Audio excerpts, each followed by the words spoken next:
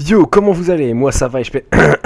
J'ai grave mal à la gorge surtout, mais ça va, sinon je pète la forme. Aujourd'hui on va parler de Fire Force, le nouveau manga de Atsushi Okubo, le puissant créateur du manga Soul Eater, et surtout du personnage Black Star.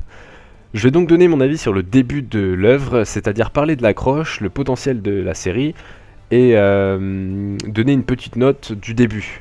Mais ouais, bon t'inquiète, je vais résumer un chouille l'histoire comme d'hab, ça sera un peu le même concept que la vidéo critique sur Scream. Sauf que là, on va omettre de parler de la musique, puisque c'est un manga papier, à moins que t'aies déjà vu un manga qui fait du son quand on ouvre une page, mais dans ces cas-là, tu me préviens, je te coupe une couille devant tout le Japon sans souci, mais normalement, c'est safe pour toi.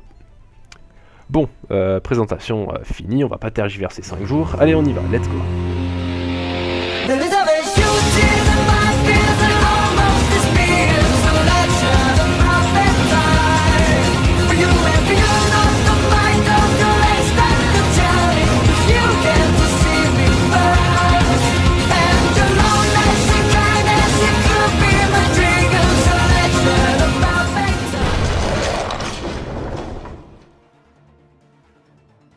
L'histoire se déroule dans la ville de Tokyo où la cause de mortalité principale est un phénomène complètement inexpliqué appelé la combustion humaine. Un événement qui s'active au hasard chez un individu provoquant la combustion complète de ce dernier. Les victimes se transforment alors en de torches humaines perdant toute conscience et devenant extrêmement dangereux pour l'humanité.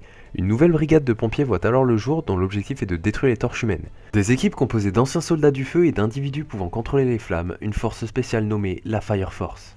Pour les personnages, on a Shinra qui est le personnage principal du manga, possédant la capacité de s'embraser et de contrôler les flammes. Shinra veut devenir un héros au sein de la Fire Force. Il veut découvrir par la même occasion le mystère qui se cache derrière la mort de sa famille, sa mère et son jeune frère brûlés durant un incendie lorsqu'ils étaient enfants. Suite à cet événement, Shinra est surnommé le démon à cause d'un sourire démoniaque qu'il prend lorsqu'il est nerveux, se faisant généralement mal interprété par la plupart des gens qui le croient responsable de la mort de sa famille. C'est un personnage avec un charisme assez bon et un comportement pas mal stylé. Il fait partie de la 8ème brigade, il est accompagné de son capitaine, un homme dont je sais plus le nom, qui n'a aucun pouvoir mais une détermination et une puissance phénoménale, lui donnant une classe vraiment poussée et on dirait un Rock Lee moderne mais en plus classe. Après il y a d'autres membres assez stylés, genre par exemple il y a un mec qui peut contrôler les étincelles produites par ses revolvers, comme ça il peut contrôler la puissance, la direction et la vitesse de ses balles. Les autres, je vous laisserai les découvrir par vous-même pour pas vous gâcher le plaisir. Parce que bon, j'ai beau donner mon avis, le but c'est pas trop de spoiler l'histoire. La difficulté de ce manga est de faire en sorte que les personnages aient des aptitudes différentes malgré le pouvoir similaire, le feu.